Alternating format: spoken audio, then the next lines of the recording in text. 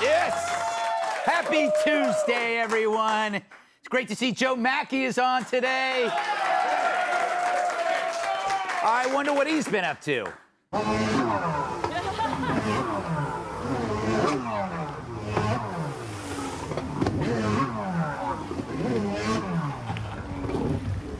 Well, Joe, I had no idea you were such a thrill seeker.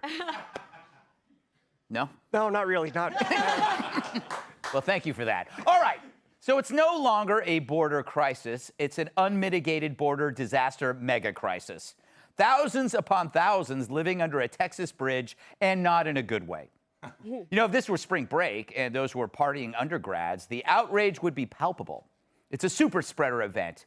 Where are the masks? Why aren't they 6 feet apart? What do they think this is, the Emmys?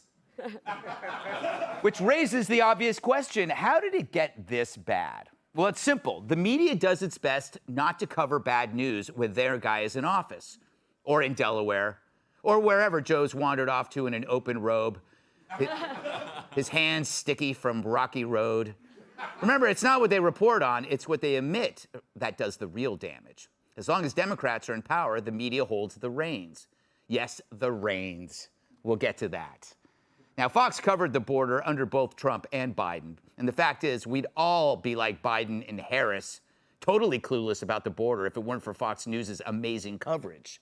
If Trump were in charge, you can bet all the networks would be covering it like the Kennedy assassination. They'd be patting themselves on the back with one hand and doing God knows what with the other. Instead, they buried this story like Jill Biden does with a Prevagen pill in Joe's morning scone. So it takes Fox News to shame the crummy media into doing their job. Consider this, more than 12,000 migrants are packed in a refugee camp. In America, a camp. Remember that phrase, how the media often predicted that Donald Trump was going to put people in camps? They got the camps part right, except it took them to elect Biden so they could get the camps. Just like that famous Republican tyrant, FDR. And what do you hear from the media? Well, they're as quiet as Joe and his 1 p.m. nap. Until now, of course. Yeah, in case you wondered if there was a way to get the media to finally care about the border, there is. You flip it so that we Americans become the monsters. Then their heads turn so fast they'll need a chiropractor. So out comes a story that the Border Patrol on horseback were whipping Haitians trying to enter the country. Yes, Americans were whipping black people, again, just like the old days when Democrats were in charge. And so the media is now all over this story, spreading this unchecked manure like a professional landscaper. They know if the story can be wielded as a weapon against America, they do it, whether it's true or not. When it comes to hating America, the Taliban has nothing on these clowns. Initially, both the DHS secretary and the Border Control chief explained that those aren't whips, but reins to control the horses. Which may make sense. It protects the horses and the people closest to them. But don't tell that to the media, who can only react to images that inflame them. Remember Covington? Who needs context when you have one inflammatory moment? Here's a picture of a Border Patrol on a horse in a stream. So how long before CNN accuses these Border Patrolmen of trying to drown horses in the Rio Grande? Now, you know what? It's been a while since I rode a horse. Kentucky Derby, 2004. I came in 8th. Turns out you have to be on top of the horse. But even I knew this story was kind of odd. Yeah, Mickey Alcindor of PBS described the Border Patrol as seemingly using whips before asking Jen Psaki if they should be fired. Seemingly. Just like PBS is seemingly a news organization just because they have 3 letters in their name. Even if those letters stand for pure But I guess it'll probably be bleeped at home, but you can figure out what the BS stands for. But the suffering of 12,000 refugees didn't matter until she found someone in law enforcement to smear.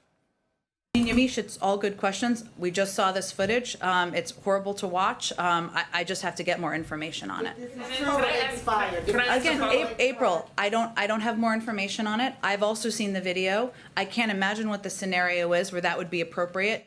Oh, I can imagine the scenario. But enough about my Golden Girls fantasy. In it, I'm tied up, and each one has a riding crop. Maybe I should have just stopped with I have a fantasy. Remember the good old days when reporters actually used their brains and their feet and ran down a story? Yeah, neither do I. Now they just see something online and that's their source. It's a common thing. Ignore a big story because those images undermine your political side, but embrace one image because they can then frame it any way they want. So run with the image, ask questions later, call it Covington 101. All right, people, we're journalists. We've already reached our conclusions. Let's go find some evidence. Well, I found some shocking photos, and I checked all our sources, Instagram and TikTok. Oh, that's not good enough. Better double check Twitter, too. Gotcha. Here's what I found. It's a lady yelling at a cat, presumably about the wage gap. Oh, not bad. Oh, make sure the cat identifies as a cat. Oh, and there's this. This is an elderly man. He's cold, he's alone. I presume he's some kind of war hero, maybe a Vietnam vet. Pretty good. Definitely looks homeless with that haircut. Certainly not somebody who owns multiple homes. And this one, it's like a bunch of people under a bridge. Yeah, that's not news.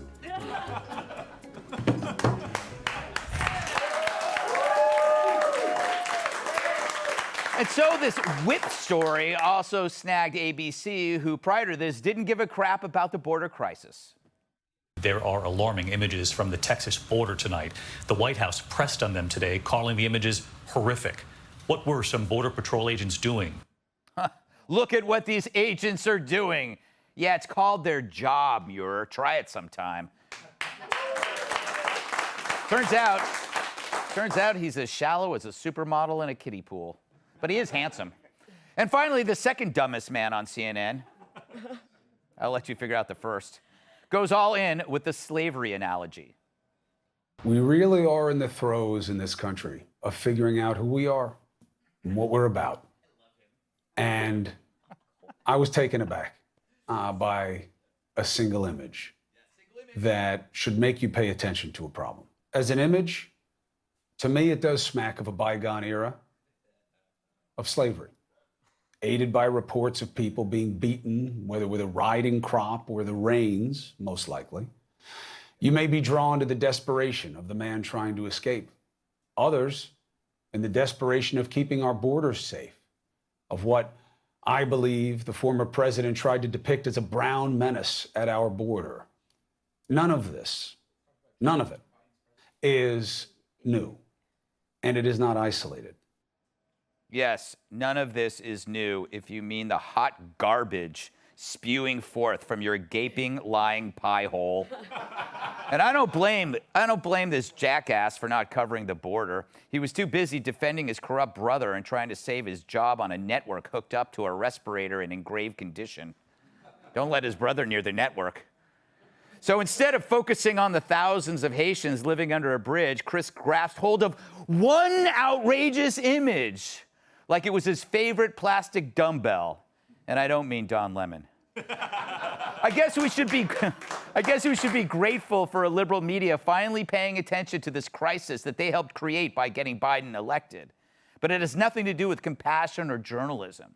They just found a way to do the story so it's not about the White House, but instead evil law enforcement. It's about Americans trying to do their jobs because the administration and the media, they won't do theirs. And now you watch the hacks in government suddenly changing their tune. Images have come out of Border Patrol agents whipping Haitian immigrants. So my question to you, do you think that's a humane way to treat migrants? You are assuming facts that have not yet been determined. To ensure control of the horse, long reins are used, but we are going to investigate the facts to ensure that the situation is as we understand it to be, and if it's anything different, we will respond accordingly. Any mistreatment or abuse of a migrant is unacceptable, is against Border Patrol policy. One image. So you see my point? It would be one thing if the press or Mayorkas had cared about the crisis while we cared about the crisis. All that footage we showed. You know, if they followed this story and the government had acted, we wouldn't even be discussing this story because it wouldn't exist. Fact is, this is just about seizing a story that suits them. They found a boogeyman, a cop on a horse, and that's all they needed to pretend to care, when they really, truly don't give a damn at all. Let's welcome tonight's guest. He always knows where his laptop is. Philanthropist and Executive VP of the Trump Organization, Eric Trump. She's so bright, someone else named Kat is too hungover to look at her. Author of the new book, No One Will Miss Her, Kat Rosenfield. He's the man of 1,000 faces, and all of them terrified. Comedian Joe Mackey. And opposites attract is a nice way of saying her husband never burned down a reform school. Fox News contributor Kat Tipp.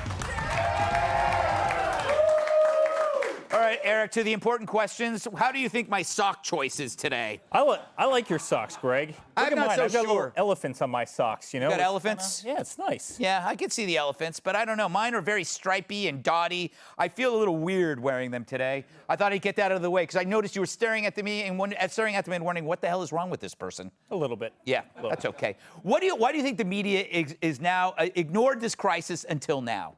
Well, it's horrible. And by the way, the hypocrisy is insane. Greg, last week, the Biden administration droned a family of 10. That's drone. true. They took a Hellfire missile and shot it at a family, and then they lied about it. But yet, they want to demonize law enforcement who's riding a horse. They ignored that story about killing a family of 10, including 7 children. Mm-hmm. And then they throw law enforcement onto, the boat, literally because they can't control a problem that they created. Mm-hmm. It's horrible. Yeah. It's absolutely horrible. It's amazing to me, Kat number 1. You'll be Kat number 2. I mean, I was first. Yes, but in your life. yes, but go ahead. Yeah, but she's a guest. So she gets number 1 and you get number 2. Yep. Okay? Or you can go sit in your room. All right? I don't want to get any back talk from you anymore. Seriously. She has her own phone. She has car privileges, and yet she's constantly here complaining. I need too much advance notice for the car, though. I like to live a little more free-spirited than that. But it's not like you even drive the car. Not well. No. Cat 1, I apologize for Cat 2. So here we have, I love this Chris Cuomo thing drives me crazy because you have like months and months of all of these disturbing images on the border. And then he goes, all I need is one image to make the whole story, as he denied everything else. Why do you think so? How can he not see this blind spot? I mean, this is a thing, this is a problem with how news is reported across the board. There's this desire to find this tribal narrative as if, Americans are too stupid to understand the nuances of a crisis, like what's happening at the border, unless there's a villain that they can hate. Right. And I don't know, it makes me crazy. I really would like for the people who are responsible for reporting this, for disseminating this information to the public and for leading the conversation about it, to just stick with the truth, because the truth is horrifying enough. It's very upsetting. We could just use the truth. Yeah, we could use the truth, Joe. I always say that to you when I leave for work in the morning. I spin a yarn, you know that. Yeah, you do spin those yarns. And you make a mean sweater, too. Yeah. So anyway, any thoughts cross your strange and twisted mind? Why is it that reporters, are they lazy, or is it something biological that they see an image and they run with it, and they're taught about context, but they forget it if it fulfills their cognitive bias? It fits the narrative. I was going to mention the drone strike and how they ignored that narrative after the fact, but Eric beat me to the punch. And I was also going to talk about how this problem's been ignored by the media for a very long time. Every time I hear the estimate of how many illegal immigrants are in the country, it's 11 to 22 million. Mm-hmm. That doesn't inspire confidence when the gap is 11 million people. Yes! Because that means you could deport, theoretically, 11 million people, and there would either be 0 people in the country illegally or 11 million people. Right.